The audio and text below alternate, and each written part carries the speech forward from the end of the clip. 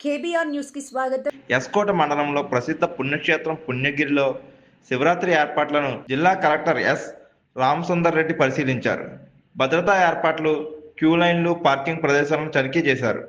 భక్తులకు ఎటువంటి ఇబ్బంది కలగకుండా ఏర్పాట్లు చేయాలని, శివరాత్రి రోజున దర్శనాలకు ఆటంకం కలగకుండా సాఫీగా జరిగేటట్టు చూడాలని ఆయన ఆదేశించారు. ఈ కార్యక్రమంలో ఆర్టీఓ కీర్తి, దేవాదాయ శాఖ సహాయ కమిషనర్ శిరీష తదితరులు పాల్గొన్నారు.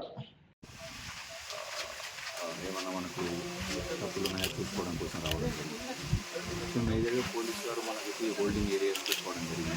అంటే రష్ ఎక్కువ అయినప్పుడు ఒక్కొక్క దగ్గర ఆపుతూ వెళ్తారన్నమాట, స్టాగరింగ్గా లోపలికి పంపించారు. సో ఆ విధంగా చూసుకుంటున్నాము. అలాగే రామతీర్థంలో కూడా క్యూ లైన్స్ ఎక్స్టెండ్ చేసుకోవడం కానీ, ఎక్కడ కూడా క్యూ లైన్స్ క్రాస్ కాకుండా చూసుకోవడం కానీ ఆ ఏర్పాట్లు కూడా చేసుకోవడం జరిగింది. సో అడ్మినిస్ట్రేషన్ అంతా మేమైతే సిద్ధంగా ఉన్నాము ఎల్లుండి ఫెస్టివల్.